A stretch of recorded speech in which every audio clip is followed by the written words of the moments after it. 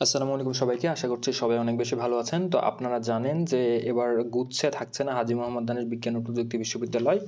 So তারা এবার গুচ্ছ থেকে বেরিয়ে নিজেদের ক্যাম্পাসেই ভর্তি পরীক্ষা নিবে। তো অনেকের অনেক রকম প্রশ্ন আছে। তো আসেন আমরা হচ্ছে সার্কুলারটা দেখি এবং এখানে কি বলছে সেগুলো দেখার চেষ্টা করি। তো প্রথমে হচ্ছে আমরা এখানে পরীক্ষা দিতে গেলে জিপিএ 5 স্কেলে এই যে বলছে যে হচ্ছে এসএসসি বা সমমান পরীক্ষায় 5-এ 3.5 পাইতে হবে এবং মানে টোটাল জিপিএ হচ্ছে 8 থাকতে হবে দুইটা মিলে খুব সম্ভবত।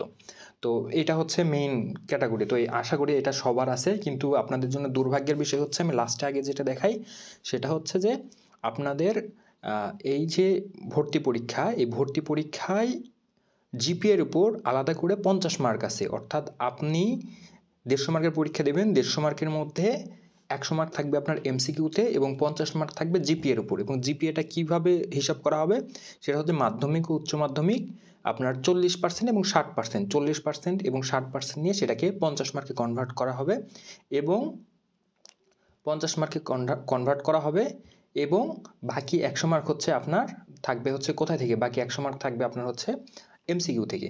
এখন আসেন আমরা বিস্তারিত জেনে নিই। তো প্রথমে হচ্ছে আপনার 4টা লেভেলে ভাগ করা আছে। 4টা লেভেলের মধ্যে প্রথম ইউনিট হচ্ছে এ ইউনিট, পরে বি, সি, ডি। এ ইউনিটে কোন কোন বিষয় আছে? এ ইউনিটে হাজী দানেশের most popular agriculture, fisheries, DVM 3টা সাবজেক্ট আপনি পাবেন। কি এগ্রিকালচার, ফিশারিজ, ডিভিএম। এখন এখানে সিট আছে দেখেন, এগ্রিকালচারে 375, ফিশারিজে হচ্ছে আপনার 80 আর ডিভিএমে হচ্ছে 80।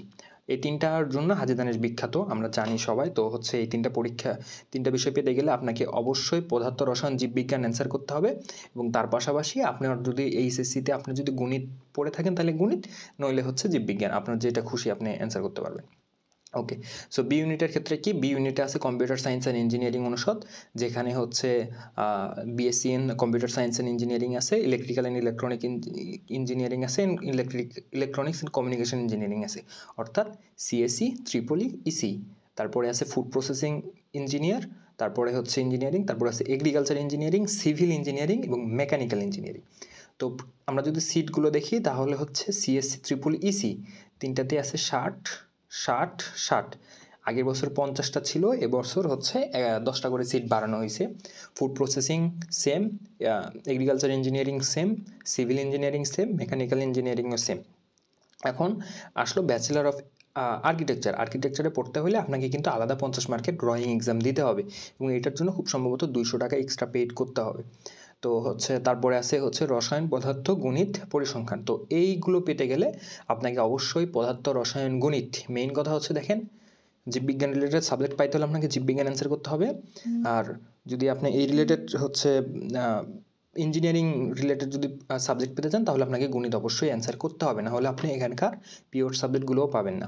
তারপর বিজনেস স্টাডিজ আছে, বিজনেস স্টাডিজে কী কী হচ্ছে বিষয় অ্যান্সার করতে হবে সেটা হচ্ছে অ্যাকাউন্টিং সহ অন্য যে কোনো 2টে ঐচ্ছিক বিষয়। আর বিজ্ঞান গ্রুপের অনেকে এখানে পরীক্ষা দিতে পারবেন, সেখানে হচ্ছে পদার্থ, রসায়ন, গণিত এবং জীববিজ্ঞান বা কৃষি বিজ্ঞান, এগুলো অ্যান্সার করতে হবে। তো এখানে আপনার সাবজেক্ট আছে accounting and information system, finance, management, এগুলোতে সিট হচ্ছে 70 কইরা এবং বিএসসি ইন মার্কেটিং হচ্ছে 70। আর সকল গ্রুপ হচ্ছে যে হচ্ছে ডি ইউনিটে পরীক্ষা দিতে পারবেন।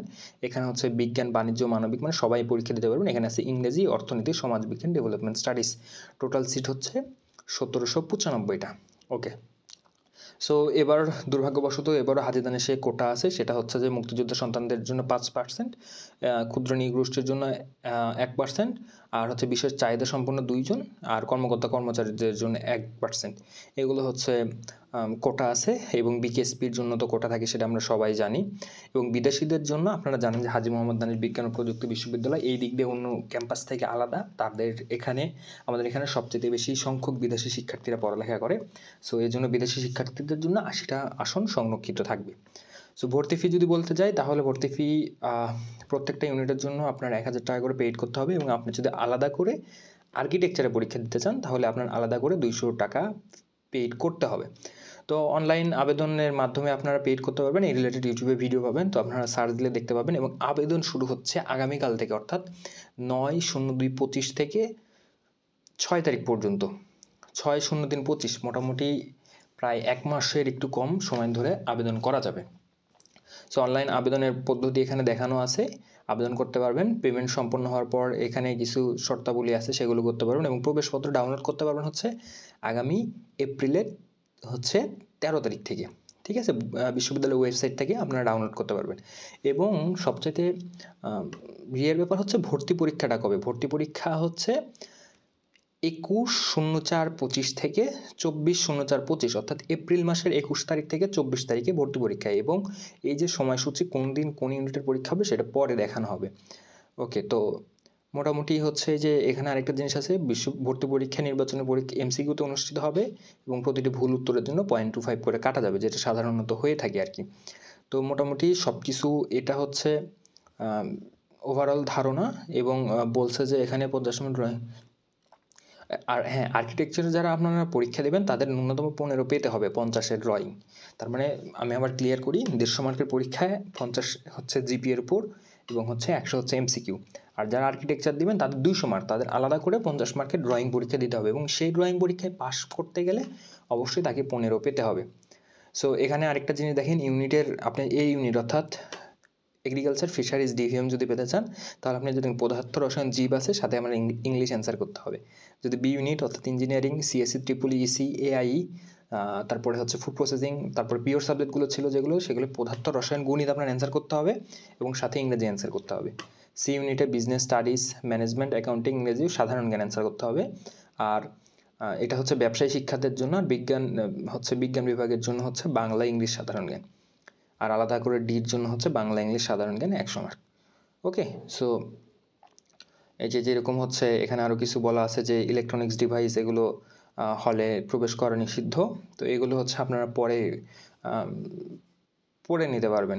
ঠিক আছে, এগুলো কোনো ব্যাপার না। তো মেইন কথা হচ্ছে যে এবার হাজী দানেশ বিজ্ঞান ও প্রযুক্তি বিশ্ববিদ্যালয় গুচ্ছ থেকে বেরিয়ে নিজেদের মতো করে পরীক্ষা নিচ্ছে এবং এখানে হচ্ছে আপনার 4টা ইউনিটে পরীক্ষা হবে। 4টা ইউনিটের মধ্যে আপনার ABC অর্থাৎ এগ্রিকালচার বা জীববিজ্ঞান বলা যায়, মানে জীববিজ্ঞান রিলেটেড যে সাবজেক্টগুলো, ফিশারিজ, এগ্রিকালচার, ডিভিএম, এই 3টার জন্য আপনাকে অবশ্যই জীববিজ্ঞান অ্যান্সার করতে হবে।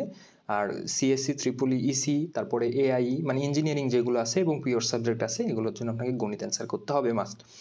এবং আমি যদি বলি যে কোশ্চেন প্যাটার্ন, যেহেতু 2020 সালের পরে পরীক্ষা হয় না, আপনারা চাইলে কোশ্চেন প্যাটার্ন হাজী দানেশের হয়তো বা জয়কলি বা অন্যান্য পাবলিকেশনের কোশ্চেন ব্যাংক আপনি পেয়ে যাবেন। সো আপনি কোশ্চেন ব্যাংক দেখতে পারেন যে আসলে হচ্ছে কী টাইপের কোশ্চেন হয়।